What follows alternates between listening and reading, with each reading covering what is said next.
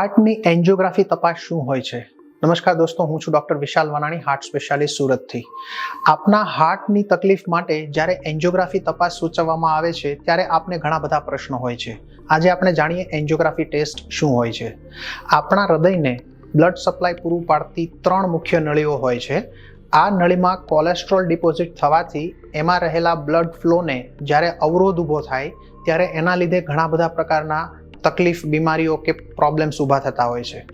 આ નળીમાં રહેલા બ્લોકની તીવ્રતા, બ્લોકની હાજરી એ જોવા માટેનો સૌથી એક્યુરેટ ટેસ્ટ એટલે કોરોનરી એન્જિયોગ્રાફી, હાર્ટની નળીની એન્જિયોગ્રાફી. આ તપાસમાં હાથની અથવા પગની નસમાંથી થોડા ભાગમાં એનેસ્થેશિયા, લોકલ એનેસ્થેશિયા આપી એ ભાગમાં દર્દ રહિત કરવામાં આવે છે અને ત્યાંથી સોય નાખવામાં આવે છે. આજના સમયમાં મોટા ભાગના હોસ્પિટલ અને સેન્ટરમાં હાથની નસ વાટે એન્જિયોગ્રાફી તપાસ કરવામાં આવે છે, જેથી એન્જિયોગ્રાફી દરમિયાન અને એના પછી દર્દીને ઘણી અનુકૂળતા રહે છે.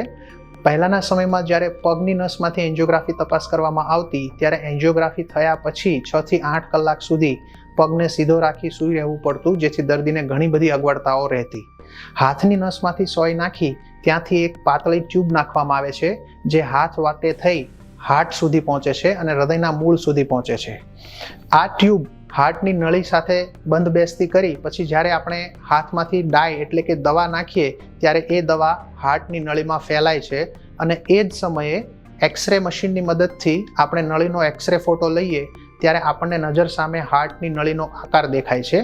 આ આકારમાં આપણે 3 મુખ્ય નળીમાં કઈ સાઇઝની નળી છે, એમાં બ્લડ ફ્લો કેવો છે, એમાં કઈ જગ્યાએ કેટલા બ્લોક્સ અથવા તો કોલેસ્ટ્રોલ ડિપોઝિટ થયેલા છે, આ દરેક વાત નજર સામે જોઈ શકીએ છીએ, જાણી શકીએ છીએ. આ નળીમાં દેખાતા ચિત્ર પ્રમાણે દર્દીને કેટલી તકલીફ છે એનું પ્રમાણ જાણી શકાય છે અને એ તકલીફ માટે કઈ સારવાર દર્દી માટે બેસ્ટ રહેશે એ સારવાર પણ જાણી શકાય છે. હાર્ટની નળીને તપાસવા માટે કરવામાં આવતી એન્જિયોગ્રાફી એ સૌથી એક્યુરેટલી આપણને બ્લોકની માત્રા બતાવતી હોવાથી આ સૌથી બેસ્ટ તપાસ ગણવામાં આવે છે. આ બ્લોકની હાજરીનું સૂચન કરતા ઇનડાયરેક્ટ ટેસ્ટ ઘણા બધા હોય છે, જેમ કે 2D echocardiography, treadmill test, medicated stress test અથવા એક્સરસાઇઝ સ્ટ્રેસ ટેસ્ટ. આ બધા જ રિપોર્ટમાં બ્લોકની હાજરી હશે કે કેમ એનો અંદાજ મળે છે, પરંતુ એન્જિયોગ્રાફી ટેસ્ટમાં બ્લોકની હાજરી નજર સામે દેખાય છે, જેથી આપણે એક્ઝેક્ટ માત્રામાં કેટલો બ્લોક છે એ જોઈ શકીએ છીએ. આ તપાસ કરવાની સલાહ કોને આપવામાં આવે છે? જે દર્દીઓને હાર્ટની નળીમાં બ્લોક હોવાની શંકા ઊભી થઈ હોય, જેમ કે ચાલવા સાથે છાતીમાં દુખાવો, દર્દ થવું, ગભરામણ થવી, શ્વાસ ચડવો, હાર્ટના સ્નાયુઓ વીક હોવા, હાર્ટમાં એટેકની તકલીફ થઈ ગયેલી હોવી, આવી કોઈ પણ તકલીફ હોય એવા દર્દીઓની હાર્ટની નળીની આકાર અને પ્રકાર જોવા માટે એન્જિયોગ્રાફી તપાસ સૂચવવામાં આવે છે. આ તપાસ કેટલો સમય લે છે? લગભગ 30 થી 35 મિનિટમાં આખી જ પ્રોસેસ પૂરી થઈ જાય છે. આ તપાસ કરતા પહેલા અમુક તપાસ અને રિપોર્ટ કરવા માટે દર્દીને 2 થી 3 કલાક એડવાન્સમાં હોસ્પિટલાઇઝ કરવામાં આવે છે.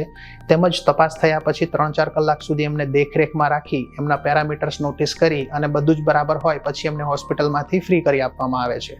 આ તપાસ માટે ઓવરનાઇટ હોસ્પિટલમાં સ્ટે કરવાની જરૂર રહેતી નથી. આ એક ડે કેર પ્રોસેસ છે, જેમાં લગભગ 7 થી 8 કલાકના હોસ્પિટલના રોકાણમાં દર્દી ઘરે જઈ શકે છે.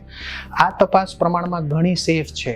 આ તપાસથી થતા કોમ્પ્લિકેશન્સનું પ્રમાણ લગભગ 0.2% જેટલું એટલે કે ખૂબ જ ઓછું હોય છે, જેમાં કોઈ પણ જગ્યાએ બ્લીડિંગ થવું, ઇન્ફેક્શન થવું, નસમાં ઈજા થવી, ધબકારા વધઘટ થવા, ડાયનું રિએક્શન આવવું, આવા નાના મોટા બધા જ કોમ્પ્લિકેશન્સનો સમાવેશ થાય છે. 0.2% એટલે કે ઘણું ઓછું હોવાથી આ તપાસ પ્રમાણમાં સેફ તપાસ કહેવામાં આવે છે, જેથી આ તપાસ કોઈ મેજર પ્રોસેસ અથવા તો જોખમી પ્રોસેસ તરીકે નથી કહેવામાં આવતી. આ તપાસ માટે અલગ અલગ હોસ્પિટલ્સમાં કેથ લેબ નામની જ્યાં સર્વિસીસ અવેલેબલ હોય ત્યાં આપ કરાવી શકો છો. આ તપાસ માટે જ્યારે આપને એડવાઇસ આપવામાં આવી હોય તો એ તપાસ માટે હોસ્પિટલાઇઝ થતાં પહેલાં લગભગ 4 થી 6 કલાક સુધી ભૂખ્યા પેટ રહેવાનું હોય છે. તેમજ તપાસ થયા પછી થોડા સમય પછી આપણે ખોરાક લઈ શકીએ છીએ.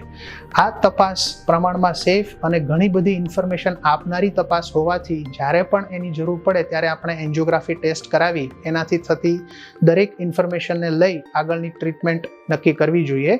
અને આ તપાસ માટે કાર્ડિયોલોજિસ્ટનું ગાઈડન્સ જરૂરી છે અને આ તપાસ કરનાર પણ કાર્ડિયોલોજિસ્ટ ડૉક્ટર હોય છે. એન્જિયોગ્રાફી તપાસ બાબતે અન્ય કોઈ પણ પ્રશ્ન માટે આપ અમારો કોન્ટેક્ટ કરી શકો છો. Thank you.